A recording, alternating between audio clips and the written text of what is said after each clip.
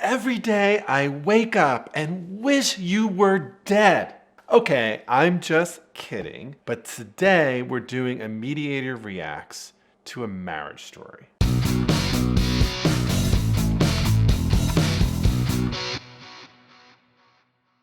You're being so much like your father. Do not compare me to my father. I didn't compare you to him. I said you were acting like him. You're exactly like your mother. Everything you're complaining about her, you're doing. You're suffocating Henry. First of all, I love my mother. She was a wonderful mother. Just repeating what you told me. Secondly, how dare you compare my mothering to my mother? I may be like my father, but I am not like my mother. You are! And you're like my father. You're also like my mother. You're all the bad things about all of these people. But mostly your mother. When we would lie in bed together, sometimes I would look at you and see her and just feel so gross. I felt repulsed when you touched me. You're a slob.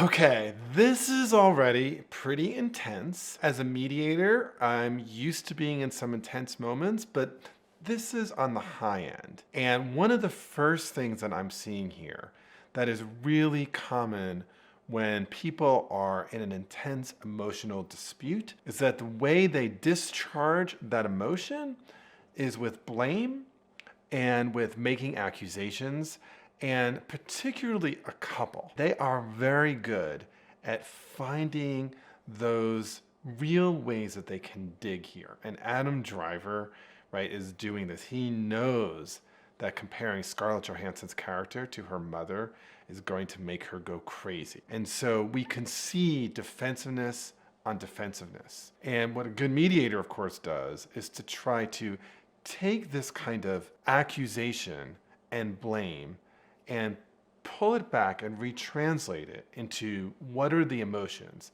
that each of them is feeling. I made all the beds, closed all the cabinets, took care of you like an infant. Makes me want to peel my skin off. You'll never be happy. And now lay her anywhere. You think you found some better opposite guy than me, and in a few years, you rebel against him because you need to have your voice. But you don't want a voice, you just want to complain about not having a voice. I think about being married to you, and that woman is a stranger to me.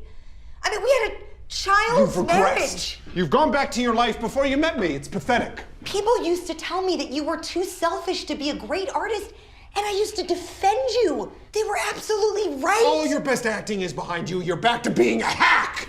So let's just pause here, because another observation is if we're looking at the structure of this conversation, there actually isn't a conversation. These are two people who are talking about each other, but they're not talking to each other. It is almost as if they are being performative toward a mediator, as if the mediator were a judge deciding whose story is right, whose truth is more valid. And one of the ways in which mediators can really be helpful sometimes is to take a step back and observe the switch tracking that is going on.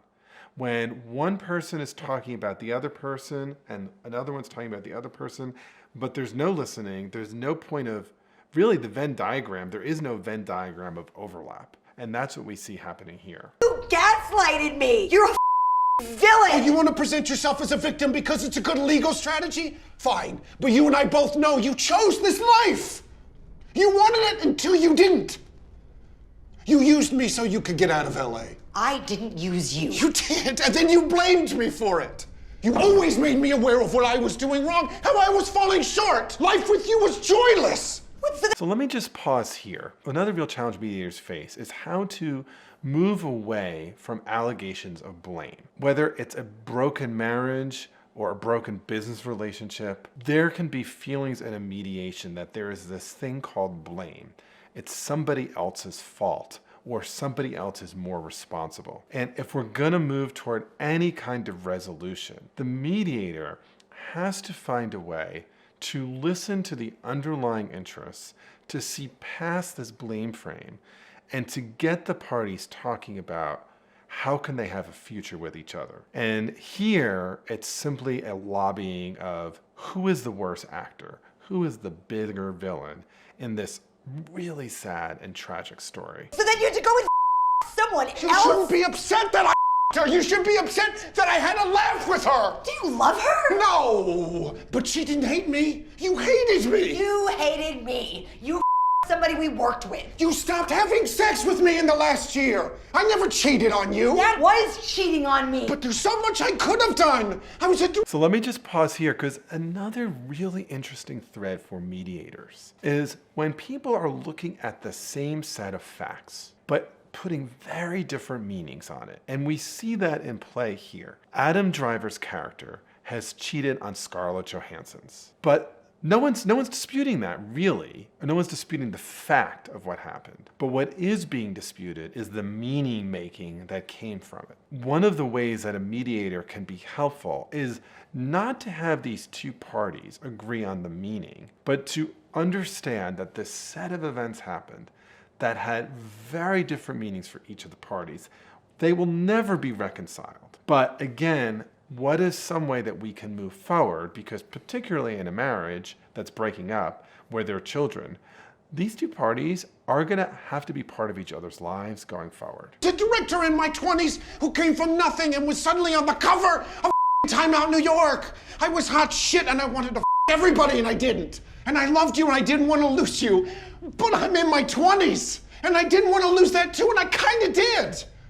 And you wanted so much, so fast. I didn't even want to get married. There's so much I didn't do. Oh, thanks for that. You're welcome. I can't believe I have to know you forever. Oh, you're insane. And you're winning. Are you kidding me? I wanted to be married. I'd already lost. You didn't love me as much as I loved you. What does that have to do with LA?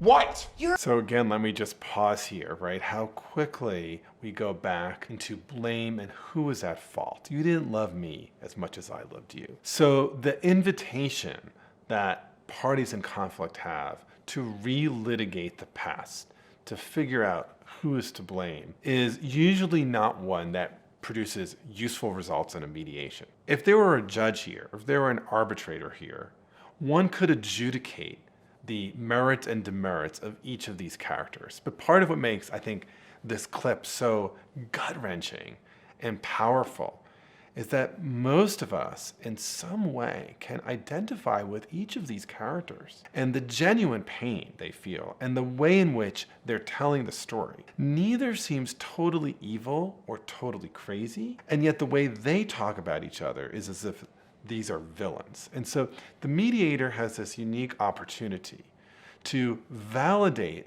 each of the stories, to validate the emotions, but then again, help the parties find some way forward. You're so merged with your own selfishness, you don't even identify it as selfishness anymore. You're such a dick! Every day I wake up and I hope you're dead. Dead like if I could guarantee Henry would be okay, I'd hope you get an illness and then get hit by a car and die.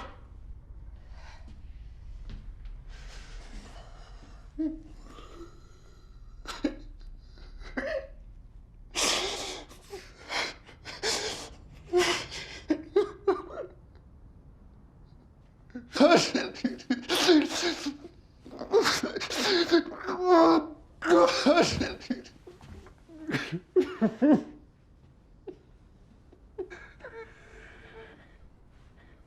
Wow, it is hard to watch this clip. As a mediator, I hope I'm never in a moment like that. It's hard to even make sense of this. And yet there's something structural here that sometimes is a turning point in a mediation. So this emotional catharsis, which is so cruel and painful, right, that even Adam Driver's character regrets it deeply, is a moment when the parties have reached something in my field we call a mutual hurting stalemate. A sense that this conversation can produce nothing more than continued pain and hurt. And that the parties have this tremendous power to inflict high, awful, traumatic costs on the other. But they don't have the power to destroy, kill, or deaden. Again, why I never want to see something like this in a mediation I'm involved in.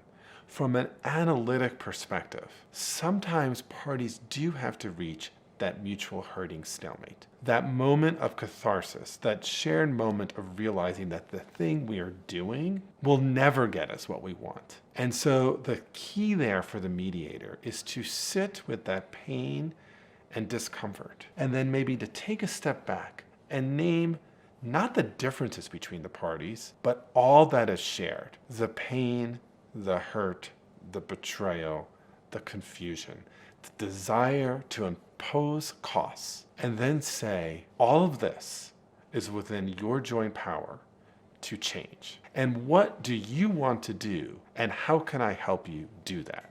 That's the magical moment and the magic opportunity of mediation and those of us who do conflict resolution work. And it's something a judge can't do, and it's something a court can't do, and it's something an arbitrator can't do. And for me, moments of intense negative emotionality, where there's a lot of blame, where there's a lot of hurt, are also moments of possible transformation. So if any of you are thinking about being a mediator, I hope you can look at this clip and see tremendous opportunity that you could bring to your work to make transformative differences in people's lives and relationships. But I'm also imagining you might need a little change of pace right now.